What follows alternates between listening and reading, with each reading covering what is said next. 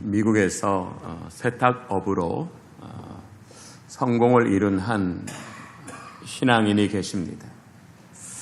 이 신앙인에게는 특별한 성공 스토리가 있습니다. 한국에서 교사로서 학생들을 가르치시다가 미국으로 가족과 함께 이민을 가게 되었습니다. 도착해서 보니 한국에서 자기가 가졌던 경력으로 미국에서 할 수 있는 일이 없어 마땅히 할 일을 찾지 못해 세탁소를 운영하시면서 수입의 일부를 선교사님을 위해 사용하고 계셨습니다. 하지만 세탁소를 때려치우고 싶은 순간이 계속 조금씩 그 주기가 짧게 반복되었습니다.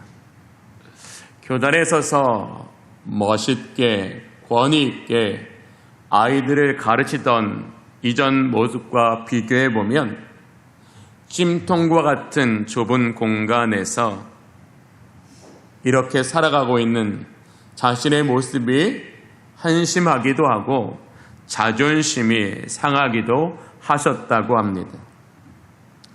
그러던 어느 날 맡겨진 세탁물을 세탁하기 위해서 맡겨진 세탁물을 점검해 보니 안주머니에서 $2,700라는 매우 큰 금액이 발견되었습니다.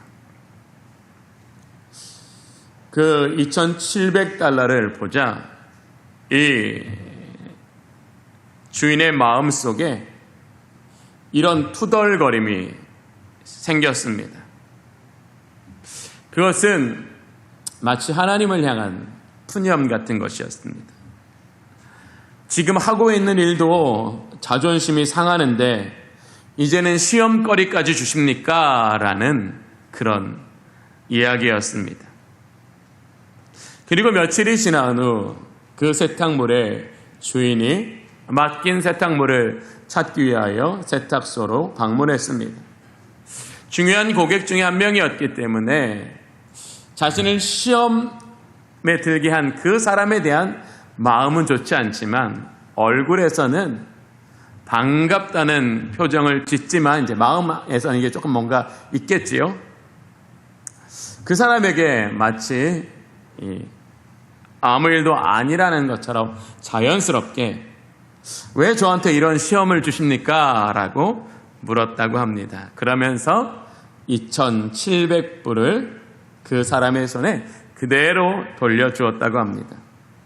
그렇게 세탁물을 찾아간 후 며칠 있다가 이 세탁물의 주인이 이 세탁소를 경영하고 계신 분께 내가 잘 알고 있는 분이 큰 세탁 업체를 운영하고 있는데 그 일을 맡아줄 적임자를 찾지 못해서 안타까워하는데 내가 사장님을 추천했으니 한번 해보시겠습니까? 그때 그 방문했던 손님은 미국의 한 유명한 항공사의 부회장님이셨고요. 그러니 이제 친구들도 좀 사회적으로 유력한 분들이 있지 않겠습니까? 그분의 소개로 직원이 700명이 넘는 어떤 세탁업체의 사장이 되었습니다. 이 세탁소를 경영하셨던 분은 왜 이 시험을 이길 수 있었습니까? 왜 자신의 삶에 좋은 기회를 얻을 수 있었습니까? 바로 이분에게는 힘이 있었기 때문입니다. 어떤 힘이요? 하나님과 사람 앞에서 정직이라는 힘을 가지고 있었기 때문에 시험을 이길 수 있었고 기회를 붙잡을 수 있었습니다.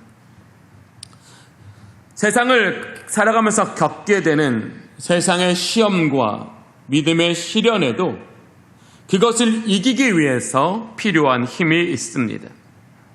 오늘 본문 9절과 11절을 가운데 두고 앞에 2절부터 8절까지 그리고 12절부터 18절까지의 말씀을 보면 2절부터 8절, 12절부터 18절까지의 말씀은 시험이라는 주제가 동일하게 연결됩니다.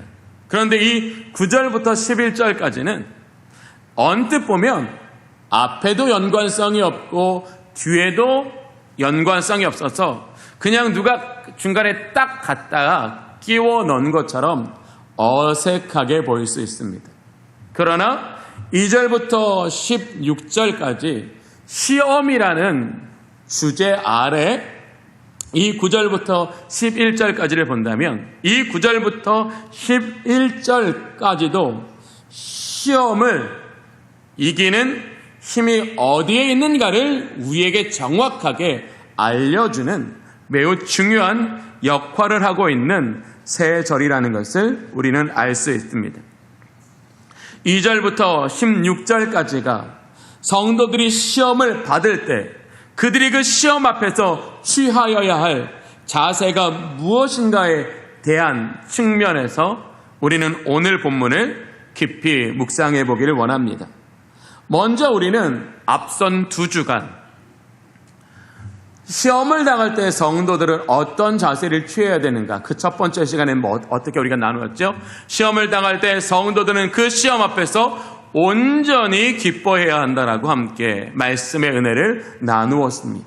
이것은 시험을 통하여 저와 여러분 안에 있는 예수 그리스도의 십자가의 구속으로 말미암아 우리 안에 선물로 주신 이 믿음의 진실성과 확실성이 시험을 통하여 입증되고 또 이 시험을 인내로 견뎌내기를 바라는 성도들에게 하나님은 성도들의 시험이 오히려 그들에게 온전하며 구비하여 조금도 부족함이 없게 하시는 그 은혜를 얻게 하시기 때문에 우리는 시험을 만나면 온전히 기뻐하는 자세를 취해야 한다라고 이야기했습니다.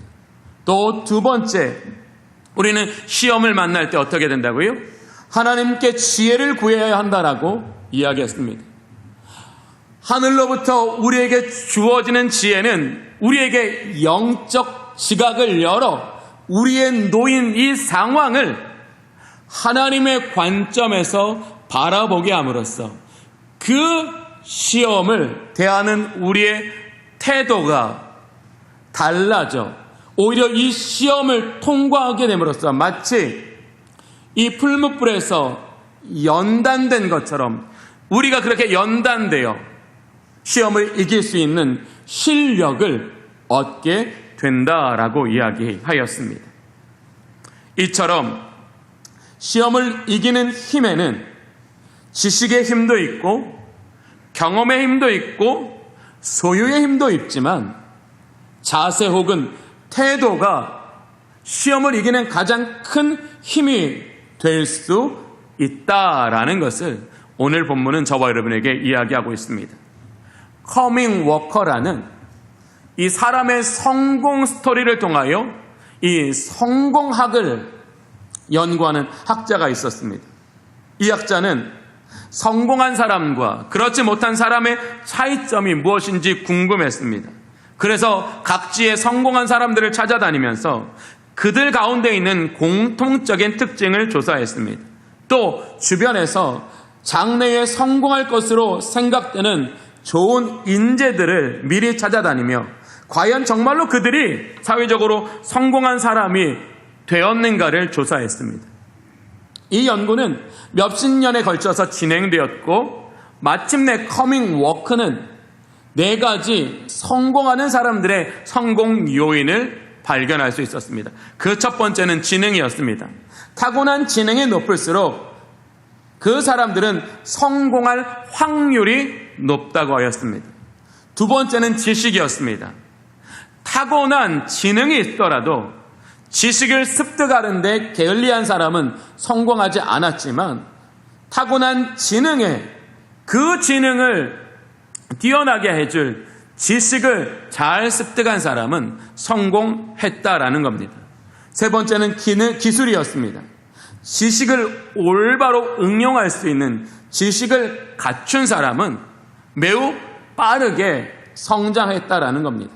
그리고 그 네 번째는 올바른 태도였습니다.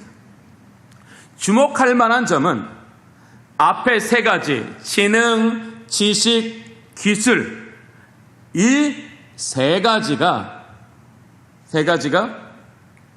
부족하더라도 태도가 좋으면 그 사람은 성공하더라는 것입니다. 물론 태도가 좋지 않은 사람도 성공하지만 그 성공은 매우 일시적인 현상일 뿐, 태도가 좋은 사람이 성공의 90% 이상의 영향을 미친다고 이야기했습니다. 태도가 힘이라는 것입니다. 정신의학자 칼 메링거도 태도는 사실보다 중요하다라는 점을 강조했습니다. 이것은 자신감을 잃은 사람들에게 매우 중요한 의학적 말이자 심리치료에 있어서 매우 중요한 역할을 한다고 합니다. 즉, 아무리 절망적인 현실, 즉 그 사실에 부딪힌다 해도 무엇보다 중요한 것은 우리가 그 사실에 대해서 어떻게 생각하고 어떤 태도를 가지느냐에 따라서 그렇지 못한 사람과 그런 사람의 결과는 동일한 조건 안에서도 완전히 달라질 수 있다는 걸 얘기하면서 내가 고난당하고 있다는 이 사실보다 이 고난을 어떤 태도로 마주하고 있느냐가, 이 태도가 사실보다 중요하다라고 이야기했습니다. 오늘 본문을 보면 바로 시험을 당할 때 우리가 어떤 태도, 그리고 그 태도를 통해서 우리가 어떤 생각과 행동을 해야 하는지를 말해주고 있습니다. 먼저 9절을 보겠습니다. 야고보 사도는 낮은 형제는 자기의 높음을 자랑하라고 권면하고 있습니다. 또 부한 자는 자기의 낮아짐을 자랑하라고 말하고 있습니다. 앞에서 사도는 어떤 시험에 주목하여 이야기했죠? 믿음의 시련을 주목하여 이야기했다면 이제 흩어진 12지파들에게는 믿음으로 말미암는 시험도 있지만 세상을 살면서 지독한 가난 때문에도 사람은 시험에 들 수 있고요. 또 다른 사람보다 조금 더 소유를 많이 가진 부로도 시험에 들 수 있다라는 걸 이야기하고 있는 거예요. 그러면 중간은 시험 안 당할까요? 중간도 시험 당합니다. 네. 시험이 없는 그런 때는 없지요. 그런데 우리가 평균적으로 사람이 시험이 들 때 어느 때 시험이 많이 들어요?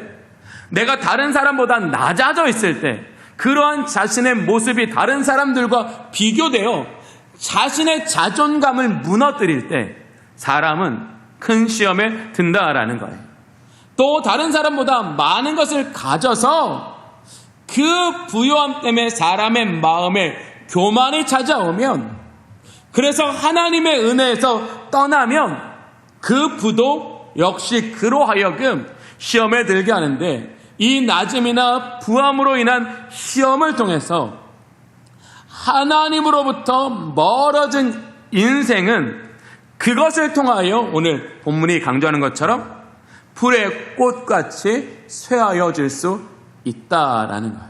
즉 가난한 때이든지 부한 때든지 우리는 그것이 우리에게 시험거리가 돼서는 안 된다는 거고, 그 시험을 이기기 위해서 우리는 어떻게 해야 된다고요?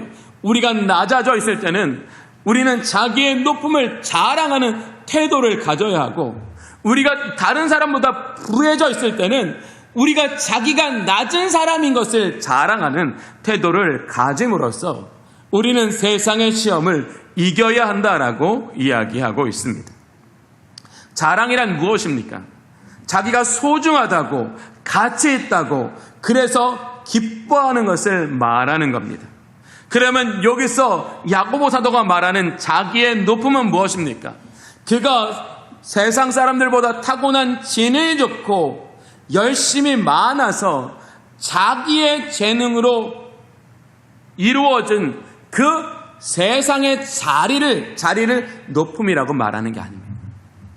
오늘 이 야고보 사도가 성도들에게 말하는 우리의 진정한 높음이란 예수 그리스도께서 십자가에서 우리를 위하여 희생의 제물이 되사 우리의 모든 죄를 사하심으로 우리로 하여금 하나님의 자녀가 되고 그의 상속자가 되어 영원히 그의 나라에 살게 하신 우리의 신분과 우리의 기업이 진짜 우리의 높음이라는 걸 이야기하고 있는 거예요.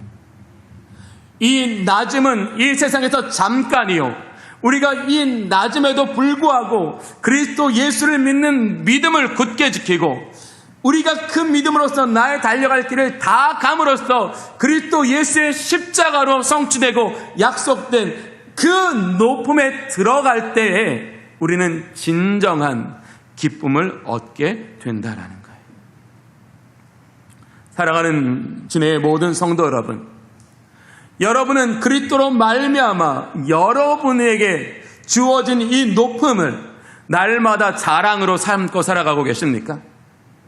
여러분은 사람들 만나면서 이번 주간에도 여러 자랑들을 하셨을 겁니다. 여러분, 과연 여러분의 삶에서 가장 우선시되는 자랑, 가장 최고가 되는 자랑이 무엇입니까? 오늘 우리에게 말씀하십니다. 우리의 자랑은 그리스도 예수의 그 십자가의 은혜로 우리에게 주어진 하나님과 하나님의 선물이 저와 여러분의 자랑이 되시기를 원합니다. 우리는 이 자랑으로부터 우리는 오늘 우리가 매우 잠깐 동안 낮은 자리에 있는 것으로 인하여 시험을 들지 말고, 그래 우리에게 장차 주어질 그 은혜의 영광을 향하여 우리는 믿음을 지킬 때 우리는 잠깐 동안인 이 세상에서 벗어나는 그 순간부터 영원한 영광을 누리게 된다라는 거예요. 평생 이 한 가지 자랑으로 어디들 가든지 무엇을 하든지 항상 승리한 산 증인을 성경은 우리에게 이야기하고 있습니다. 바울은 갈라디아서 6장 14절에 이렇게 고백합니다. 그러나 내게는 예수 그리스도의 십자가 외에는 자랑할 것이 없으니. 바울은 나는 돈도 자랑거리고 학식도 자랑거리고 인품도 자랑거리인데 그 중에 최고의 자랑거리는 예수님입니다 라고 말하지 않아요. 나의 자랑은 오직 한 가지, 예수뿐입니다 라고 말하고 있는 거예요. 나의 자랑은 오직 예수뿐입니다. 그 십자가로 말미암아 우리에게 이루신 하나님의 그 선물들입니다. 그런데요, 다메섹에서 부활하신 예수님을 만나기 이전의 바울의 자랑은 결코 십자가가 아니었습니다. 그의 자랑은 유대이면서 로마의 시민권을 가진 자신의 신분이었습니다. 가말리아의 문화에서 배운 그의 학식이었습니다. 예수 믿는 자를 결박하여 로마의 황제에게 바침으로써 교환된 자신의 지위와 그에 따르는 힘이었습니다. 그러한 바울이 부활하신 예수 그리스도를 만난 이후 바울은 이것을 무엇과 같다고 선언했습니까? 배설물과 같다고 선언했습니다. 왜 바울은 이것을 배설물과 같다고 여기고 선언할 수 있었습니까? 그 이유에 대해 이렇게 말합니다. 그리스도를 아는 지식이 가장 고상하기 때문입니다. 사랑하는 성도 여러분, 우리가 낮음에 있든지 우리가 부함에 있든지 우리가 이런 것들로 시험을 당하지 아니하려면 우리에게도 그리스도를 아는 지식이 가장 고상하다는 것을 깨닫는 성령의 은혜가 있기를 원합니다. 우리는 한 주간 이 기도 제목 붙잡고 살아가길 원합니다. 하나님, 내가 예수 믿는 것을 넘어서 그리스도를 아는 지식의 가장 고상함을 깨달아 알게 하여 주시옵소서. 그래서 나로 하여금 예수 그리스도의 십자가 외에는 결코 자랑할 것이 없는 인생이 되게 하여 주시옵소서. 바로 이 고상함이 뭐예요? 낮음에서 우리의 태도를 결정한다는 거예요. 부함에서 우리의 태도를 결정한다라는 거예요. 그러니 우리가 그리스도를 아는 이 지식의 이 고상함을 성령을 통하여 경험되는 순간 우리는 그 성령의 놀라운 은혜로 말미암아 모든 것을 십자가로 바라보고 모든 것을 십자가로 지고 가고 모든 것을 십자가로 이기게 될 때 우리는 어느 곳에 있든지 바울은 이렇게 말했잖아요. 내가 높음에 있든지 낮음에 있든지 부함에 있든지 가난함에 있든지 나는 일체의 비결을 배웠노라. 그리고 일체의 비결을 배웠노라고 하면서 그 뒤에 뭐라고 또 선언했어요? 내게 능력 주시는 자 안에서 내가 모든 것을 할 수 있느니라. 저는 우리 모든 주님의 성도님들이 그리스도를 아는 이 지식의 고상함을 통하여 바울과 같이 십자가를 자랑하고 그 자랑은 우리의 태도가 되는 영적 수준에 이르시기를 간절히 축복합니다. 그것이 우리가 살아가는 삶의 희망 되기를 원합니다. 그리고 바울은요, 성경에서 십자가 말고 또 하나를 자랑한 것이 있어요. 저는 여러분 마음속에 제가 이 얘기했을 때 딱 선명하게 떠오르시는 은혜가 있기를 원해요. 바울이 십자가 말고 또 자랑한 게 하나가 있어요. 뭐 자랑했냐면 자신의 약함을 자랑했어요. 나는 여러분 앞에 나의 약함을 자랑합니다. 여러분, 약한 게 자랑할 일이에요? 세상에서 약한 것은요, 비웃음거리가 되는 거예요. 약한 것은요, 차별거리가 되는 거예요. 약한 것은요, 경쟁력이 없는 것이 되는 거예요. 이 약함에서 벗어나기 위해서 우리는 예수 믿는 것보다 돈 버는 것에 중심 두고 살아가는 거 아닙니까? 이 약함이 벗어져야 행복하다고 느끼고 그 약함 때문에 내가 지금 이렇게 되었다라고 여기기 때문에 내 삶의 우선순위가 바뀌는 것 아닙니까? 바울은 타고날 때부터 약함이 있었어요. 그 약함이 복음을 전하는데 방해가 된다고 생각했어요. 그래서 간절히 기도했어요. 그것도 3번이나 기도했어요. 그때 하나님께서 주는 가장 좋은 응답이 뭐였어요? 내 은혜가 내게 족하니라. 수용할 수 없었어요. 왜? 이해하기가 쉽지 않으니까. 그때 바울은 성령을 통하여 왜 자기를 사랑하시는 우리 주님이 자기의 약함을 돌보시지 않을까에 대한 그 선명한 이유를 깨달았어요. 그건 뭐예요? 내가 약할 때 곧 강함이라. 나의 강함은 어디로부터 나오는 거예요? 나의 약함으로부터 나오는 거예요. 왜? 내가 약하면 약할수록 우리는 어떤 삶을 살아요? 그리스도의 능력이 내 안에 머무르는 삶을 살기 때문이라는 거예요. 사랑하는 성도 여러분, 바울은 이 높음이라는 예수 그리스도의 십자가의 은혜로 우리에게 준 이 높음이라는 영적인 실체와 실제를 경험했어요. 뭘로요? 그리스도를 아는 지식으로. 저는 여러분에게 이 은혜가 함께 있으시기를 원합니다. 이 높음의 실체와 실제를 경험한 사람은 자유하게 될 줄로 믿습니다. 평안하게 될 줄로 믿습니다. 기뻐하게 될 줄로 믿습니다. 오늘 그것 때문에 오늘 여기에 우리 있는 거예요. 바울은 고린도후서 4장 7절부터 9절에 이렇게 말했어요. 왜 자기의 높음을 자랑해야 되는지 그 이유를 정확하게 분석하고 있어요. 제가 7절부터 9절 읽어볼게요. 우리가 이 보배를 질그릇에 가졌으니 이는 심히 큰 능력은 하나님께 있고 우리에게 있지 아니함을 알게 하려 함이라. 우리가 사방으로 우겨쌍함을 당하여도 쌓이지 아니하며 답답한 일을 당하여도 낙심하지 아니하며 박해를 받아도 버림받지 아니하며 거꾸러뜨림을 당하여도 망하지 아니하는 이유가 뭐예요? 질그릇과 같은 우리 안에 예수 그리스도라는 보배가 있기 때문에 우리가 이렇게 될 수밖에 없다는 걸 증언하고 있는 거예요. 바로 질그릇 같은 우리 안에 예수 그리스도라는 이 보배이신 우리 주님으로 말미암아 높아진 저와 여러분의 삶을 자랑하시기를 원합니다. 이 자랑이 우리의 태도가 되기를 원합니다. 이 자랑이 우리의 힘이 되기를 원합니다. 이 높음은 뭘 말하는 겁니까? 바로 영적 자존감을 말하는 겁니다. 그리스도인은 그 누구보다 영적 자존감을 가져야 합니다. 계명대학교 교육대학원 교수인 고미순 교수는 이렇게 이야기했습니다.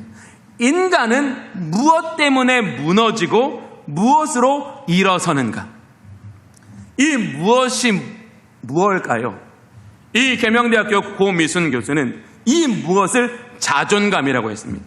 사람은 자존감 때문에 무너지기도 하고 자존감 때문에 일어서기도 한다는 거예요.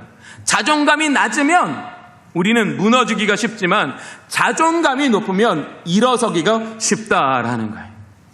우리는 바로 자기의 높음을 자랑할 때 우리는 세상의 어떤 환경에도 흔들리지 않는 높은 영적 자존감의 삶을 살아갈 줄로 믿습니다. 안순석이라는 작가는 우리말 어감 사전이라는 자신이 집필한 책에서 자존심과 자존감의 결정적 차이를 이렇게 이야기했어요. 사람에게 자존심도 있고 자존감도 있잖아요. 그런데 사람의 인생에서 더 좋은 영향력을 미치는 게 뭐예요? 자존감이에요. 자존감. 그런데 이 자존심과 자존감은 딱 하나의 차이라는 거예요. 무슨 차지? 시선의 차이라는 거예요. 시선을 사람들에게 두고 살면 자존감은 낮아진다는 거예요. 근데 시선을 자기 안에 두고 살면 자존감은 높아진다는 거예요. 이 말은 이렇게 해석할 수 있어요. 우리의 시선을 세상에 두고 살면 우리는 세상과 비교해서 낮은 우리의 모습 때문에 자존감이 낮아지지만 우리는 시선을 하나님께 두고 살면 하나님께서 그의 아들의 피로 이루신 그 모든 은혜의 영원함을 통하여 우리의 자존감은 높아진다라는 거예요. 사랑하는 성도 여러분, 저는 여기 계신 모든 분들께서 오늘 우리가 인생의 낮은 자리, 매우 한정적인 시간을 보내야 하는 그 인생의 낮은 자리에서 자기의 높음을 자랑함으로써 시험을 이기는 저와 여러분이 되기를 원합니다. 또 뭐라고 말씀하고 있어요? 부한 자는 자기의 낮아짐을 자랑해야 한다라고 이야기하고 있어요. 그런데 먼저 야고보 사도는 부의 정확한 실체를 오늘 본문에서 이야기하고 있어요. 왜? 나를 시험에 만드는 그것의 정체를 알아야 우리는 그것에 효과적으로 대항할 수 있기 때문에. 자, 부의 정체가 뭐라고요? 10절 보세요. 이는 그가 풀의 꽃과 같이 지나감이라.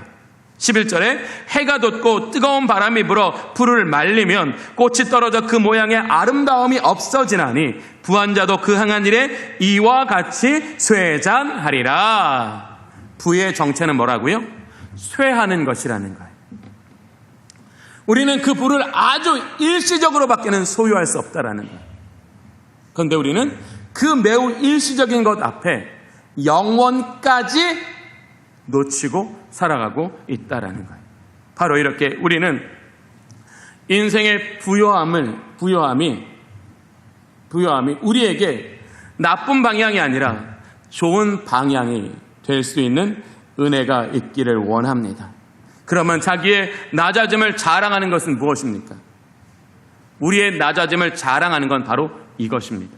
하나님, 우리는 세상의 부와 같이 또 세상의 꽃과 같이 우리는 예수 밖에서는 한때만 아름다울 뿐 영원히 지는 존재입니다. 나는 그리스도 밖에서는 아무것도 아닙니다. 나는 그리스도가 없으면 아무것도 아닙니다. 나는 그리스도 앞에 가장 낮은 존재가 되어 나의 작음을 알고 그분의 크심을 알아 그분의 크심을 붙잡고 살아가는 것, 이게 뭐예요? 낮아짐을 자랑하는 거라는 거예요. 이 낮아짐을 자랑하라는 이 내용을요 굉장히 오랜 시간 동안 고민했어요. 그러다가 이 낮아짐을 자랑하라라는 이 성경의 의미가 우리에게 이렇게 생각하면 좋겠다라는 발견을 하게 됐어요. 이 정성권이라는 분이 작사하고 작곡한 찬양이 한 곡이 있습니다. 나는 아무것도 아닙니다라는 찬양입니다. 나는 아무것도 아닙니다. 주님의 사랑이 없으면 나는 아무것도 모릅니다. 주님의 지혜가 없으면 나는 아무것도 못합니다.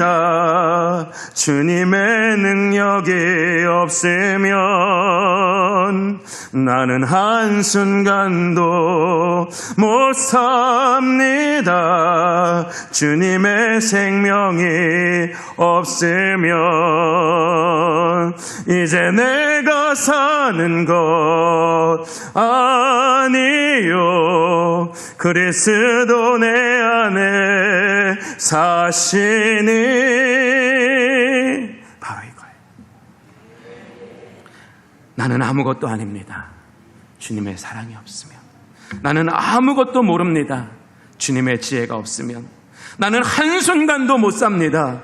주님의 생명이 없으면 나는 아무것도 못합니다. 주님의 능력이 없으면 이런 사람은 날마다 무엇에 우선순위를 두고 살아요?